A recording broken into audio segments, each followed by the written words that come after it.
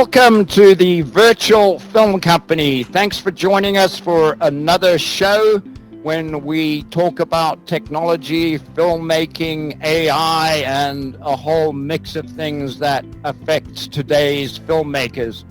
Today we're going to be talking about the turning point of the film industry.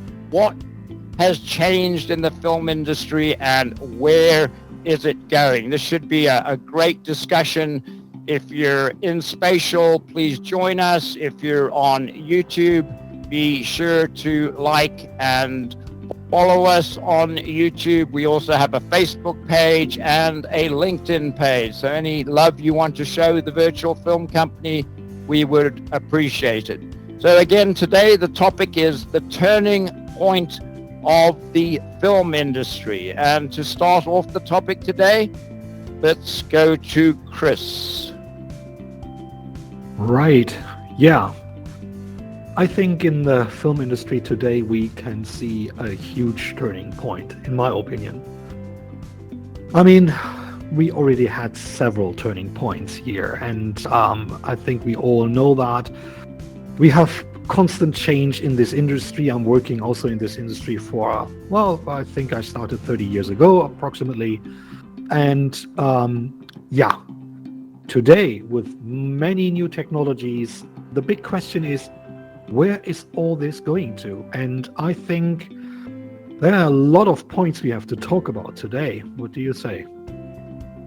Yes, definitely. Yeah. A lot of points. And I think, one of the first ones is that, we look at today as being a era of disruption, but we forget that the film industry has continued to be disrupted by technology, and probably the most important disruptor of the last 100 years has been the television, which has really taken theater or public theater, people going to theater, and enabled people to watch films in their houses. And I think, as we'll be talking about later, that is definitely one of the contributing factors. But in my opinion, I think it's probably the most important factor, because if people didn't have televisions, they would be going to the theater. And yeah, maybe they would have video beamers. No, I mean, it's a different thing when you think about the times when people had to go to the cinema to see something because there was no possibility to have a moving picture at home. Right? That was definitely a different time. And think about the only real big competitor at the time, that was radio, right? No, very true. Yes. Yeah, So we've I think over the years learned to communicate better, and as you say, radio was one of the first methods used to disseminate information on a very, very large scale. And television took over shortly after that. I mean, people are so used to television these days that, one of my pet peeves is people that don't like silence. And so the first thing that they do when they walk into their houses, turn on the TV. Yeah, it's like, why are you doing that? It's like, because you're not watching it, it's running in the background. And well, it's a habit. Yeah. Some people watch TV when they fall asleep. They have things playing, and it's like, oh my gosh, are you really wanting to listen to that while you're sleeping? Even, yeah, they just are immersed in it. So whatever we say about television, though, I don't think it affected the film industry in terms of turning it on its head. I think it affected the film industry by increasing the visibility into the industry, creating a need for more content. And, I really think that the television has driven the film industry in many parts. In fact, just before the show, we were talking about how serials or series are very popular, and that's definitely a television thing, although people do go to movie theaters to see series as well. Definitely. And on top of that, think about that the television made its own art form, right? when you did a movie for the big screen, let's say, you had a different type of taking pictures or a different speed, let's say, for your actors and how you drive the story. And television was definitely starting new types of movies, shorter ones maybe, right? Or the serials that were maybe sometimes just a sitcom for, what are they, 20 minutes, right?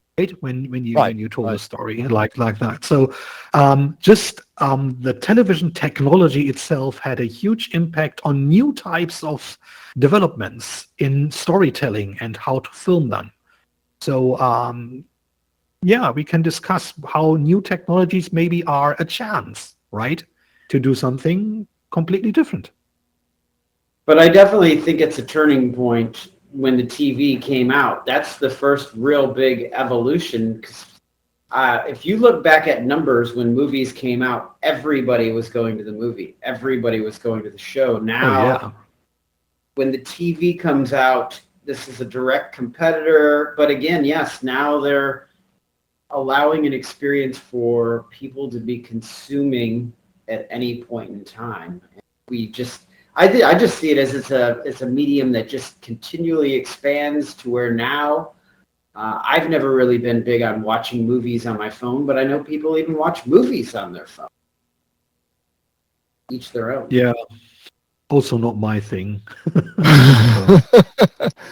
So, Definitely an interesting experience, and I think that's a good segue here into slide 3, where we talk about the contributing factors to the, oh whether yeah. this is a turning point in the film industry. And I think, as you mentioned, Chris, and mystery about television, one of the things that we initially saw was the reduction in the, although I mean that's not really true, because when film first started, obviously it was extremely short because of technical reasons, but then we did Yeah. start seeing feature films. But as television came in, we started Sure. seeing a reduction in the length of films. And one of the topics, or many of the topics that we're going to look at today, deal with how do some of these factors like length contribute Yeah. to changes in the film industry. And today we're seeing people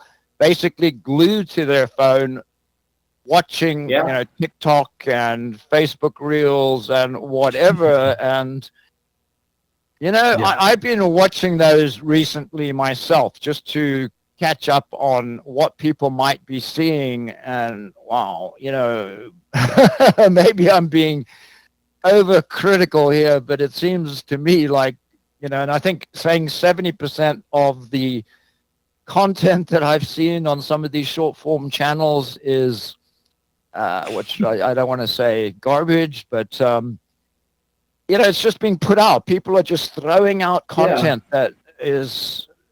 Yeah, but again, like you talk about like the turning point, even reality television is a huge turning point in the film industry, because you're taking it to where you just have, it's kind of scripted, loosely scripted. People are just filming it, and that takes a huge element out of what it takes to bring something into existence. And some people would say that is garbage television and whatnot, but you see MTV, to where it was all music videos at one point, and then we're like, why is this reality shows now in here? And I love the music videos. I think there was a lot of people that love that. It was like, wait, people are liking this too much. We just need to use the eyes on this to then now let's distract the attention over here. But I think even reality, you see YouTube, people are creating their own content, and there's some great content being created. But as a content creator, sometimes I look at this as, this is my motivation to keep going, because if these people have made it, there's no reason why we can't. You know what I mean? Everybody's got a shot. No, Yeah. exactly. And my comment on reality TV is basically, I think it's garbage as well. But one only needs to look at the Colosseum and the Christians being slaughtered by lions and gladiators and all of that to realize that people are driven by this type of entertainment. People want sensational entertainment. But, I let's think get that, back to, go ahead. yeah. I just want to comment on the sensational television with some of the reality stuff. It's a lot of drama going back and forth. Like, to me, I've entered a room when some of that stuff's going on. I'm like, how's somebody watching this? Because it's kind of very, very negativity driven with the drama. And to me, it's like, this is really what people want to watch. I mean, I don't know. I think it's, I guess they run the numbers and this is what people want to see, but we can do better. Yeah, it's a poor reflection, I think, on us as a society. But, back to the turning point of the film industry, I think that, we Right. probably wouldn't be here talking about this topic if it hadn't been for the pandemic, because people were driven to finding alternative forms of entertainment as a result of the pandemic. They couldn't go to theaters anymore. And so, I think a lot of Well, I mean, people... Go ahead, Chris. yeah, I just didn't want to but the pandemic for sure is a point where two things happened, in my opinion. The problem was for the producers, and I saw that here in the studio in Babelsberg as well. It was really hard to get with all these restrictions that you had and security rules and so on to make a good production on the one hand. So content production was getting harder, no doubt about that. But on the other hand, people, they couldn't go to the theaters, but they used streaming services like, never before. And let's say movie producers had the chance to push their stuff that they wanted to release on cinema to the platforms. And maybe it saved them, because without the platforms, without the internet and so on, well, there hadn't been a big chance for releasing their movies at all. So the pandemic had two sides, in my opinion, for the industry. Only two sides? It seems like to me it's like there was actually like 8 sides. Because Oh, okay. Eight. there was a lot of undertone stuff that was going on behind the scenes. That a lot of Zoom meetings, I think that people really enjoyed. Well, yeah, and I think that, just goes back to the fact that, people had to become technologically savvy as a result of the pandemic. And, there were many people that prior to the pandemic had never been on a Zoom meeting, or, hadn't subscribed to Netflix, or, weren't aware of what was on YouTube, Absolutely. and all of a sudden had to get into it. And some people got into VR. Yeah, absolutely. Good point. 100% adopting technology. It's the point. If you have all the technologies, and VR was there before the pandemic, right? We had the chance to use that stuff already, at least from 2014 or something. The very first things that were on the market then, and now people were jumping on it to see like, oh, there's an opportunity. There's a technology that can help me, and that's a good thing, basically. Again, for sure, for producing films, it was really, really hard to do it. And I'm very happy that it's over in this case. Yeah, it seems like it's just evolved. There's just other problems. Once everything was going to get stabled, now we're into AI comes in, and the writer's strike, you start seeing the GPT chat to where somebody can write a script with a few different prompts, and everybody's like, whoa, wait a minute here. We are at a major turning point. So the pandemic was one thing, and now we're literally going down a whole nother road where you're like, this technology is so powerful. Yeah, but there are two different things. One, we did predict that a pandemic would occur within a specific time period. I mean, that, and I say we, the intelligence community, were concerned about this, but we didn't have dates or times, obviously. But, there was a pandemic coming and there's another one coming. But, that's not something that one can predict. With the film industry, however, I think that the problem that I see is that one can predict it, one can think strategically, but people refuse to. We talk about streaming, for instance, and YouTube and all of that as a disruptive technology, and yet we forget that people in the past, and probably still do. I have to admit here that I haven't been to a theater for many, many, many years, but people do go to the theater to watch streamed sporting events, streamed music events. And so, I think we forget that. And, if one is thinking strategically, one should also be thinking, well, if people are going to this stuff and they can get it at home by paying, $10 or $20 or $30, which will they do? And I think, we really need to get to the bottom of why do people even go to the theater. I think in some ways it's an entertainment experience, but it's also a social experience. It gets people out of the house. It is. I was at the theater last night. And when a movie just comes out, there's an energy of being in the theater with other people and the laughing and the entertainment. It's that social experience. I feel like even the film industry needs to evolve a little bit with the theaters to create those experiences, and I think that they're trying for it. It hasn't quite evolved to what it's going to evolve with, but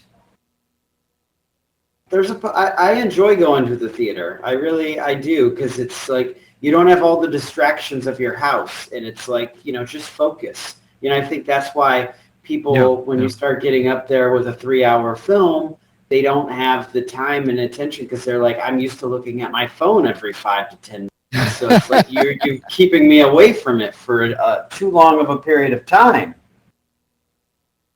Although that brings to mind that dude that got shot in a theater because he was looking at his phone. Seriously, America, right? So, Chris, that's a different thing. An entirely different mystery. I'm curious to what you paid for your theater ticket, because we're also looking at one of the contributing factors as being the increase in price. I love that question, because actually the person that I went and seen Barbie yesterday. And the person that I went and seen it with, and it actually laughed quite a few times, but full price for the ticket was going to be like $13, and when we had the conversation, it was like, for on Tuesdays you can go see a film for $5, and we seen like the theaters were full, so it was like we were going to go maybe at like 6, 7, 8, 9. We ended up having to go see the 10:30 show because we booked later on in the day, which to me showed there's a lot of people that wanted to see the movie, but they would wait to pay less money on going to the theater on a day they're going to get a deal to sit in these comfortable seats. So I think that there is still a want to go to the theater, but I think people are their money's tighter than they want to believe that it is, and they're kind of like, I don't know, they want to be selective with where they're spending it. You make a good point about money, because one of the, I think, phenomena that we're seeing is that everyone wants a slice of the pie. And so, if you subscribe to Netflix, that's, X dollars. If you subscribe to Prime, that's X dollars. And it just, gets to a point where it becomes too expensive. It's, Well, I also think people justify not going to the theater because they have all these subscriptions as well. And they're already like, I'm spending all this money over here. We'll just wait for it to come out over there. And I think that's also a factor. Oh, for sure. That's a good point. For sure it is. Good point. Yeah, I mean, we really have seen a lot of changes in the film industry, and that, I mean, to me, that's why I don't go to the theater, because I know eventually it'll either be a couple of dollars to watch it in the comfort of my home or free to watch it on one of the channels I subscribe to. So, Yeah, Yeah. for sure. The money, and we have to see that people are consuming a lot because they can. As you said, you have a subscription for 4, 5, 6 channels, whatever. And in that case, yeah, I mean, you have the choice maybe from thousands of titles, and you can watch them whenever you want. You can stop and hold them whenever you want. So this it's a complete different thing with video on demand, right? right. And there's even more if we think back to these contributing factors to this big change in the industry. And um, I think this one point of that you can find a lot of special content that is posted completely for free to YouTube channels that is not connected to any franchise, that is not connected to any Yeah. brand, that is not connected to any studio. It's not Star Trek, it's not Star Wars, it's not whatever, right? It's maybe also a fan film, right? Done Yeah. about something, right? This is very special content that you will just be able to find on YouTube, on Twitch, on whatever, Yeah. right? And people like it. And that is taking also a lot of attention from classic Oh yeah. movies or classic television or productions, let's say, right? And this Oh is yeah. also a contributing factor, in my opinion, for this huge change that we have, because this user-generated content that is getting better and better, right, It is is. It getting is. huge. And as you stated already, a mystery is that with AI and other technologies, also this content is getting much better and more Yeah. professional in the future. It This is a is. good. And Go ahead. well, my last the thing with YouTube is, I'd really like to run some numbers because there's a crazy amount of content being created and uploaded daily to YouTube. So much so that it's just hard to get the eyeballs on it. And how many people actually make money on YouTube per year? I think it'd be very interesting to see the statistics of how many people make under $1,000 at YouTube, no money, under $1,000 at YouTube, and then the people that are, there's obviously some influencers making a ton of money there. I think that would be an interesting Definitely. statistic to kind of look at. Good. Well, I Definitely. think The this is a business good. model. Go ahead, Chris. Yeah. Sorry, Yeah. just the Definitely business needs to be model a is business model. no, just it must be a business model, or should be, or for some people it has to be, but also the business model in how to create content and how to get it monetized changed so heavily, right? Think back when in the old days, maybe not that long ago, um, if you wanted to make a movie or whatever, you needed some Oh funding, a yeah. producer, a company, whatever. That was the way to go. Bring in the money, bring in the actors and the director and the crew, and do the post-production in the end, and then, Yeah. well, release it somehow. Today, we have so many more possibilities, and also the funding is different. Maybe you have a channel that is bringing in money and gives constant Yeah. flow that you can go and say, let's make it serious. We have enough money coming in. We have enough subscribers. We have Patreons or whatever. Or we just go for one project and try to get some money in from a Kickstarter or Indiegogo or whatever, right? Also, that is a complete new, I mean, how long do we have Kickstarter projects now? 10 years, 15 years, whatever, right? Mm. It's still quite new, right? And but it's disruptive for an industry like the film industry, in my opinion. Yeah. I would agree. Yeah, in fact, I mean, that was a disruptor that I believe was introduced by the Obama administration, allowing this type of investment through Oh, okay. Kickstarter and other like entities without having to register as security and all of that. Maybe a topic for another That's show one interesting. of these days. No, it is definitely. I think this is a good segue into slide 4, because we're talking about things like how people now all of a sudden can produce content very easily. And one of the methodologies that we've been talking about amongst ourselves, for example, is onion skinning, which is used to create the between or in between frames in an animation.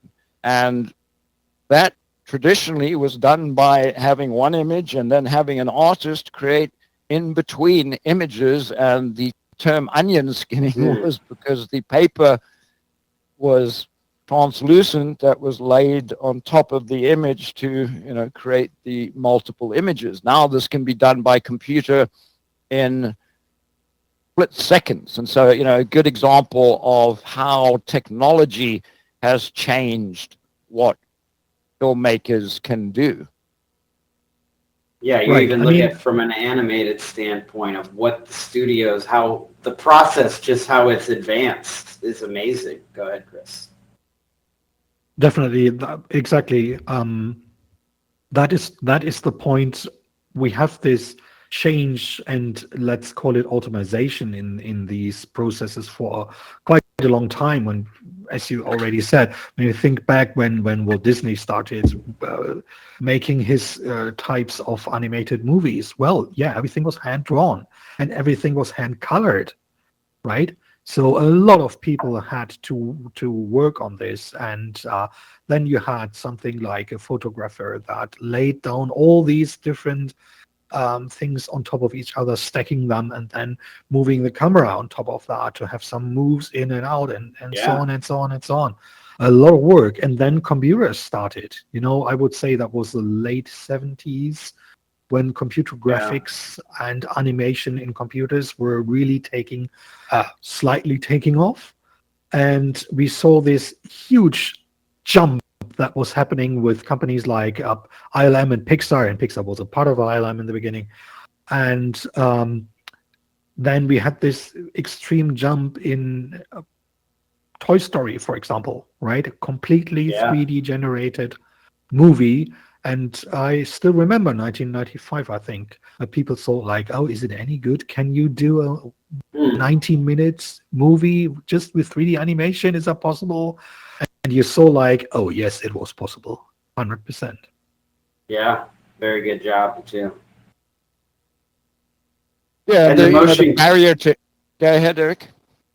Just the motion capture that you have up there as well. Like, this is just...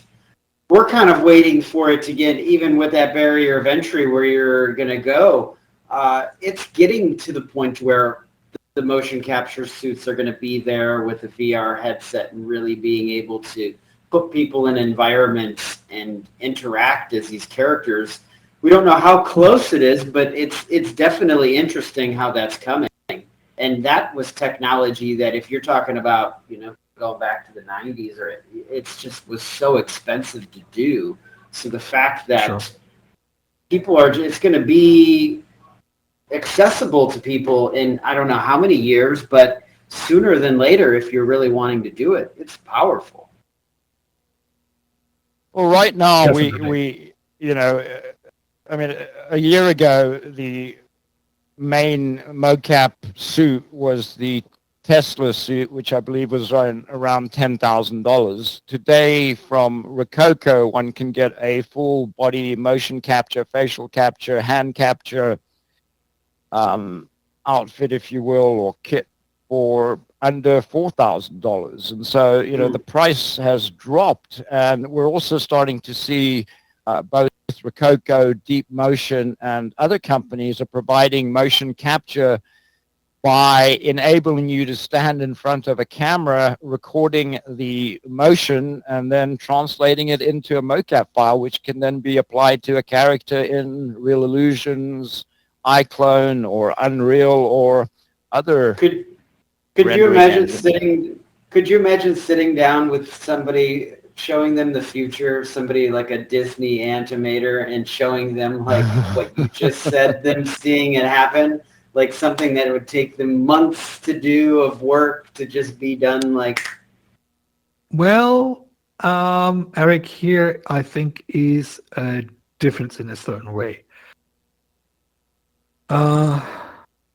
When we talk about animation, and when you think about a Pixar animator or someone from Disney or whatever, and you think about motion capturing, these are really two different things. Motion capturing is if you really want a character, a 3D character, for example, to move exactly like the person moves, right?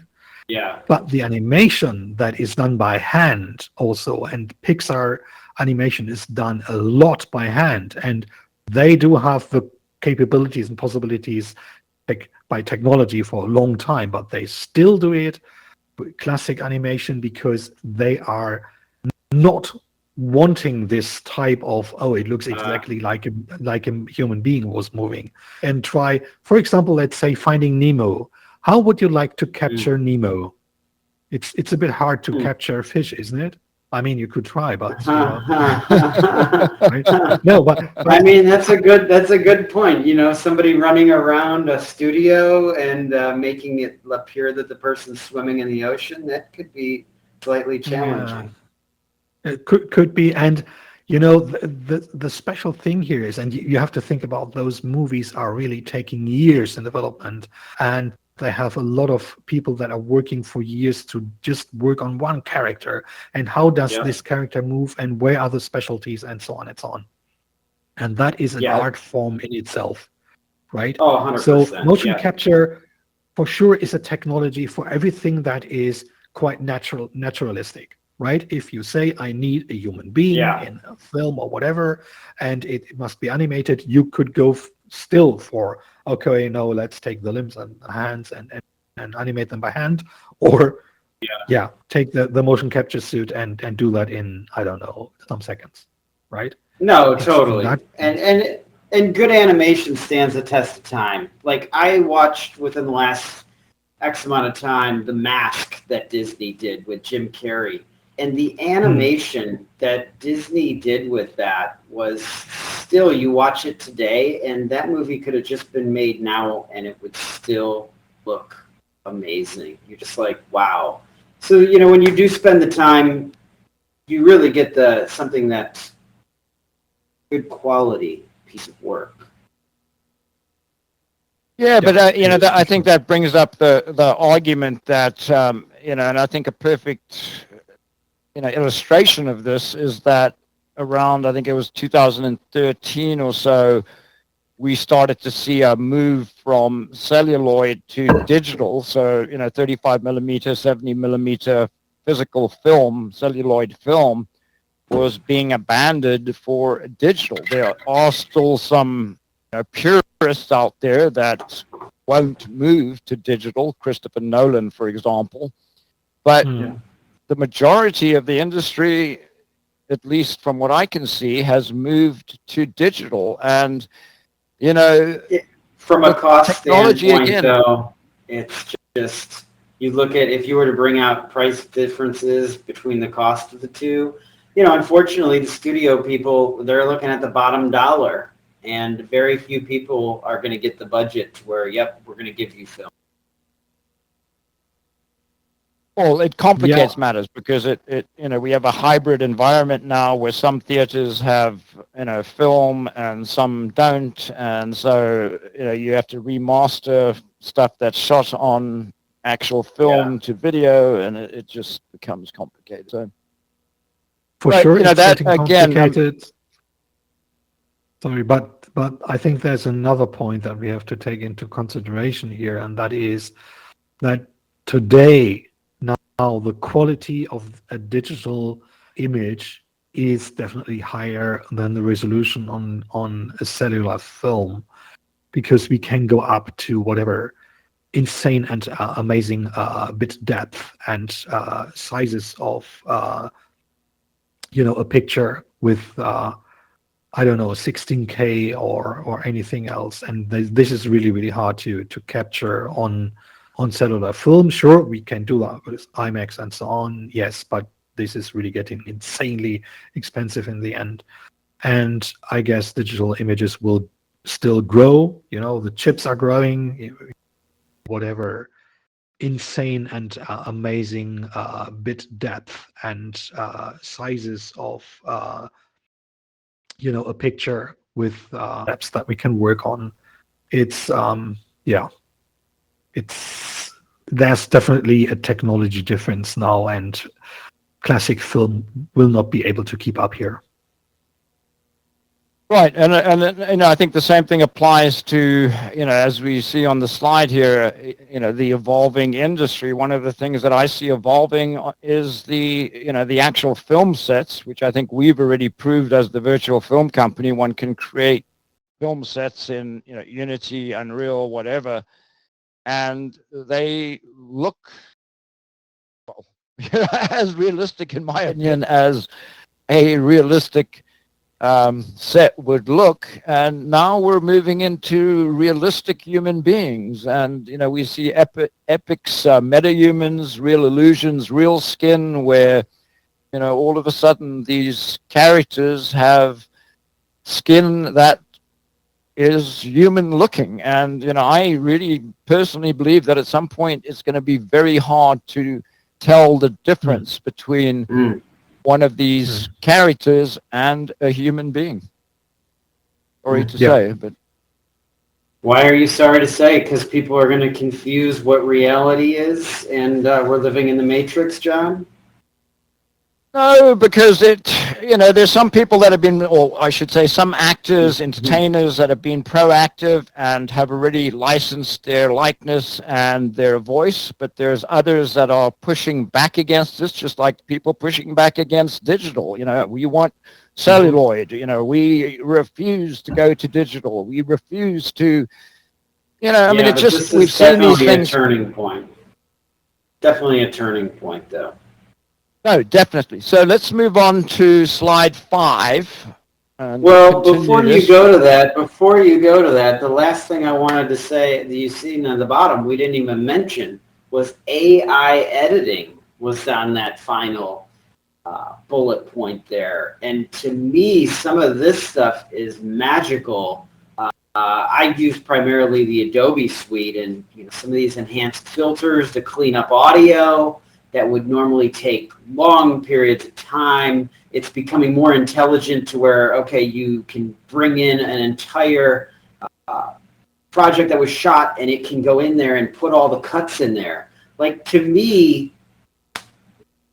that is so amazing that we have these, again, it's assisting us to just make it to where we can get more done. Just some really powerful stuff happening, even with AI editing, to go in and even clean up, like, the spots of the ums and dead air. Like, this is powerful to where you still got to go in there and get your hands dirty, but at least you're able to go in more efficient. Oh, definitely. I mean, those tools, those machine learning and AI tools are in the editing and also in animation and so on for a long time, basically, right? We use them also heavily in gaming productions. You wouldn't have any AI enemies you can shoot somewhere if there's no, let's say, even quite dumb, but artificial intelligence behind it, right? Right. And having these technologies on just ImageWorks in post-production for a long time, like if you just want to rotoscope some objects or whatever, and normally you have to draw the lines and do that. I did that on movies, right, in visual effects, and we had to rotoscope tons of stuff out there. It was a long process, 1995 or when that was. And now you have tools that can, you click on find this object and whoops, it's done, right? And it's done over 200 frames within 10 seconds. So, And honestly, that was work that's work that there was not a lot of people lined up that wanted to do that work, Chris. Like, That's the point. It's like a very tedious thing. Like, who's going to do all this rotoscope? And there wasn't a lot of people putting their hands up excited about it.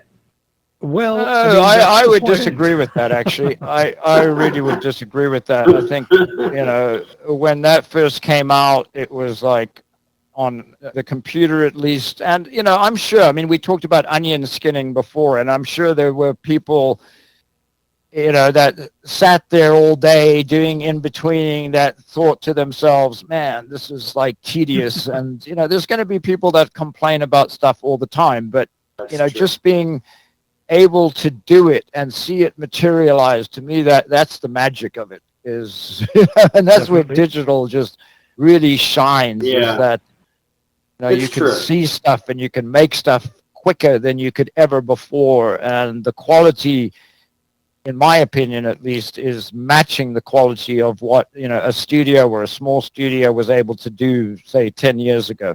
One can do now on a reasonably good computer.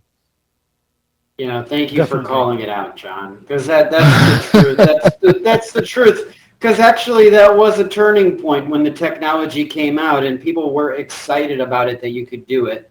It was just, I'm going to more of the point where there was definitely some tediousness when you're doing a ton of it. So, anyways, this is where we're at now, the future. No, it is tedious. I mean, writing, for example, anything can become tedious, and it's to me, it's a breath of fresh air where I could use GPT chat to put together a script or an article or whatever, and then spend my time refining it and making it something really, really good, rather than getting bogged down in let's try to develop this idea, which will take hours, and a day later I've written a good article, and now I can do it in an hour. So yes, 100%. I mean, think about when you do research for a documentary film, or maybe you want to make something in like a new thriller about a certain time period. Let's say I want to make a thriller about the Nazi period in Germany, for example, and I want to write some historical characters in there that are having maybe some small scenes.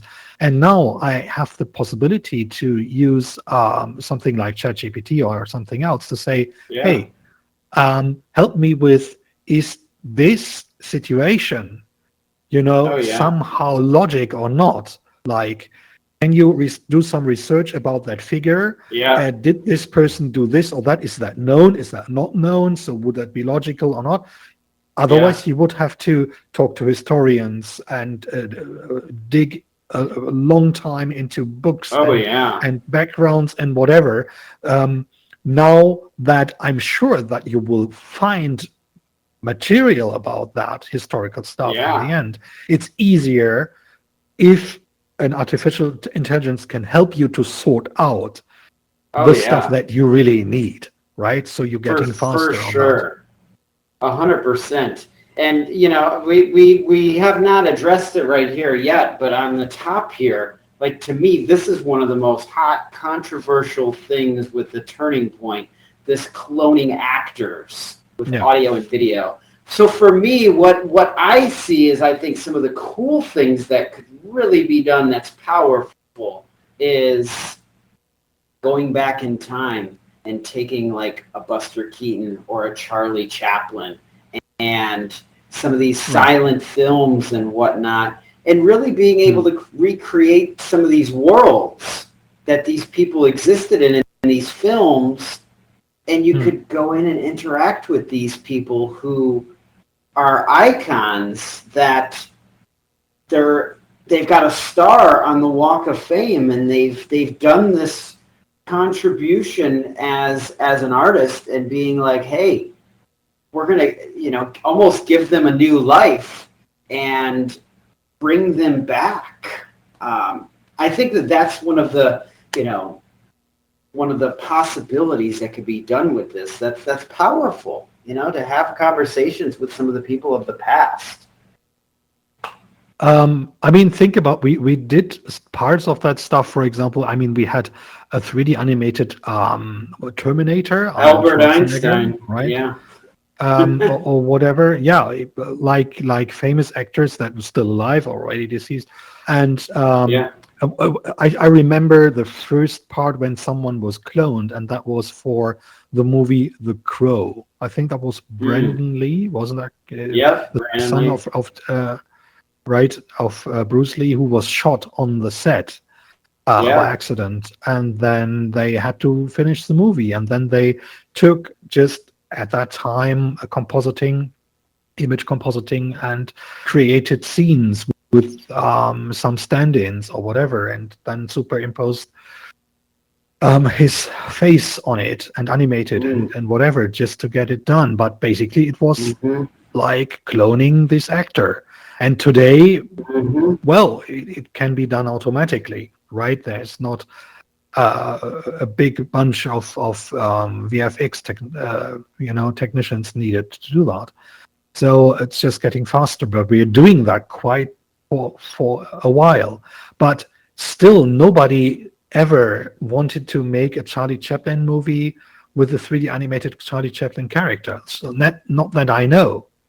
Do you know Mm. something like this? Is anything ever came to you where you saw something like that someone tried to recreate a famous No, character that died? no, I'm speaking more of what I actually see the real value of the cloning of the actors. You know, you've got a lot of different trusts that still represent these people. Hollywood Walk of Fame. You know, you kind of look at some of these old stars, and the star is broken and cracked and whatnot. So you're going, what's going on with where we can't take care of these stars of the past? They've created stuff. They need to be honored properly. And to say that their star can't be maintained, there's not enough money that maybe they're generating from residuals or from what they've done. So if they have a star there, I just see it as even creating to where they could welcome you to their star on the Walk of Fame in like the metaverse. Like there's just some really like that's I guess I'm giving more examples of where I see it going rather than what I've seen done so far as a powerful what can be done with these things. Hmm. Yeah, I'm with you, Chris, though. I mean, one hasn't seen it, and, I think people are, we've kind of programmed society to focus on, the new and the best and the coolest and all of that. And, Mm. I don't know. I mean, it's interesting. It would be another, we're coming up with more show topics. Why haven't some of these older movies being created? And maybe it is, as you say, that, there's such a lock on the original content that nothing can be done. So, I think Yeah, in future, though, we're going to see hybrid environments, a mixture of 3D cartoons, in real life footage. And we've already seen some Yeah. of that in movies, but I think that's really where it's going to go. And Well, and we've talked about that stuff, John, and I do feel like that's actually going to be part of the movie making process is to have a hybrid environment, whether it's an augmented reality, almost maybe at the movie theater that you would go into there and be able to go in and experience it, and they create a part of the world that you're going to be either in the movie or whatnot, and creating that experience, really being able to connect with these, whether it's the actor or the brand, that's coming. Like I feel like that's what's part of being in an immersive space and the power of it. That's definitely got to be where it's going. right, right. Well, we're running out of time here, so let's move to our next slide, which we've really talked about already, and that's, what does the public want? And, we can talk about that a little bit more here, but I think we've pretty much done this one to death. But it's, No, interesting that this... No? Okay, go ahead. I think we all have a comment on it. I mean, I think we should all comment on what our thoughts are on this thing. Less than 60 minutes. That's a TV show nowadays that I feel like that's a sweet spot that people who watch a lot of television know, hey, you got it. You're committed for like an hour. 60 to 90 is like, to me, that's more of the traditional comedy. Like, okay, you're going to sit down for that period of time. Now, as you start getting up and you see the red, that's most people are like, okay, I'm good with that. But I feel like even getting to the 2-hour marker, people at that point, that's, I've seen a couple movies that the runtime is 3 hours, getting up close to 3 hours. And I have decided not to see it because I just don't want to put that time commitment with the previews and everything like that and getting there. Seeing the film is a 4-hour deal. So I don't know. I feel like some of these movies, it's like, make it 2 parts. You know what I mean? It doesn't need to be like, maybe you don't need to put it all out at one time. Make it 2 films instead of 1 2-hour-and-a-half movies. Yeah, I mean, the other thing, go ahead, Chris. No, I just want to say absolutely. I mean, it depends a lot. If you are making a long film, let's think about Dune, that is made now into 2 parts, right? Yep. And the first Dune movie by David Lynch, he had an edit. I saw a documentary in last week's. That was in the beginning 4 hours or something. Like, it's a complex story, but who's going to sit down for 4 hours? And it's demanding, and if you're pushing content and more details to the people, well, I mean, you cannot follow that. You get maybe not bored, but you get exhausted somehow. So that is too much. Well, if he wants to make it that long, instead of being 4 hours, say, hey, listen, these are great characters. Let's bump it to 5 hours. And now we'll make that 3 movies, 3 1.5-hour movies. Here you go. Yeah, definitely a possibility. And again, today, nobody is forced to go to a cinema. You can say, well, I've got the 3 movies here and I can watch them, binge them if I want to. Right. But I can also say, well, they are dramatically generated, and let's take the first one, and next weekend let's take the second one, and some days later take the third one. You can do it as you want, and again, you've got the possibilities of video on demand.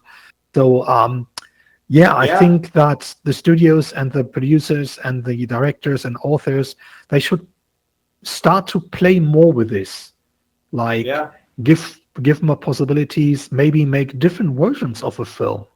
Maybe not just say this is one movie, maybe have 3 versions of a movie, a more detailed one and a shorter one. Why not? I mean, you're shooting. Why don't put out 3 different, completely not different in context, but different 3 different edits. Making 3 different edits. 3 different edits, exactly. Like we had that so many times with the final cut. And the director's cut, right? Why not doing that on purpose in the beginning, and trying to address other people with it? Yes. Well, we will see how this whole industry ends up evolving, and so let's move on to slide 7 right now, which is film 3, and we're just going to talk about this one very briefly as we only have 7 minutes left. So, film 3 is basically the buzzword for what's happening in the alternative film industry, if you will, today. And, it's based on a concept called third cinema, which basically is an anti-Hollywood effort that started in the 1950s. And, I wonder how many film 3 advocates actually know that. But the word of caution that I'm going to throw out here is that film 3 is indeed a buzzword, and it's also tied into the blockchain. And so, just be very cautious in terms of that. So let's move on to the next slide, which, basically I think brings home, this is slide 8, and brings home what we've been talking about with AI, where recently we saw a South Park episode being created in, 20 minutes, I think it They're was. I so can't remember how difficult. long. They're so difficult. These characters are so difficult. The animation is so advanced on South Park. Have you seen it? Have you seen an Well, episode like these yeah, characters, the way the mouth moves and the little hands? I mean, this is complicated. I think Disney people would marvel at how they're able to do this, pull it off. well, that's one of the things that, I think always gave me hope when we did our shows on Alt Space VR was people used to come in and say, wow, this is just like The Simpsons. And, it gave me Yeah. hope The because, Simpsons The Simpsons and South Park Simpsons is definitely a step up on South Park, in my opinion. I'm probably going to get all kinds of hate mail for saying that. But, Well, I guess so too, John. anyway. No, I really have to say here, I'm sorry about that, South Park is a very special piece of art for itself, in my opinion, right? Yes. It's a statement. It's I love how fast they can turn it around. It's amazing. Yeah, turnaround time. Definitely. So go ahead. No, but we really have to see here that it's not the complexity. It must not be like Cinderella. I think that was one of the most technically complex animation films ever made, probably because they animated really everything frame by frame. And I thought it was Fantasia, but yes. Yeah, at that time they did really, really, really complex animations at Disney, for example. But I think the quality of an animated movie or series is not just how great the animation of the character is in the end. That's one part. That is one part. And here it's really a statement, piece of art. Yeah. Right. Definitely South Park is a marvel in itself. It's a whole... the way it kind of South Park is a turning point of animation. To have a topic happening in the world and they're banging out an episode, it's coming out 1 week, 2 weeks later, they're talking about something that in the world we're dealing with. This is powerful, it's undeniable, what they're able to do. Sure. So that's amazing. Well, this topic, is just so fascinating that next week we're going to continue with this topic for all of those that are watching. And, remember, we're the Virtual Film Company, and you can catch us on YouTube, Facebook, LinkedIn. But, next week we're going to add to what we're talking about, and Mystery already alluded to the fact that the writers and artists or actors rather, are on strike. Hollywood writers and actors are on strike. And, in our opinion, that is also changing the film industry because it's making these people look at things like AI and character generation and technologies like that. And, forcing them to ask themselves, how is this going to affect my career and what skills do I need to quickly develop to continue to be in the entertainment industry? 100%. Because unfortunately, I think as a SAG actor, I think the film studios are on high alert with developing technologies, where things are going. They're not sitting around doing nothing. So I think it's a very interesting time, and it's how long is this going to go on for? What is the ultimate resolution going to be? I'm interested to see if we can talk to somebody who's actually out on the picket lines and find out just like from the source, like what is it like down there? What is everybody wanting to do? I did see that there is some films that are being taken place right now. They are ones that are operating under whatever the new guidelines they're asking actors to have. So I'm interested on all of those things too, because the productions could continue right now. So it doesn't need to be completely shut down. If you're going to play, unfortunately, Mystery, I'm going to have to cut you off. Yep. And if there's anyone out there that would like to comment on this, we invite you to join us as a guest next week. We're here on Spatial every Wednesday at noon Eastern time, and this was filmed by Carlos Austin Productions, who's been helping us live stream. And again, this has been a great show. Next week, we're going to continue to talk about the evolution of the film industry, and we'll be focusing on the writers and actors strike. And again, if there's anyone out there that wants to join us from Hollywood and let us know your point of view, you're very welcome on the show. So thank you, everyone, for watching today. It's really been informative. Thank you, Chris. Thank you, Mystery. Thank you, Thanks, those John. in our audience, Yeah. Jolly, and others, and those watching. See you next time, guys. Thanks a lot for watching.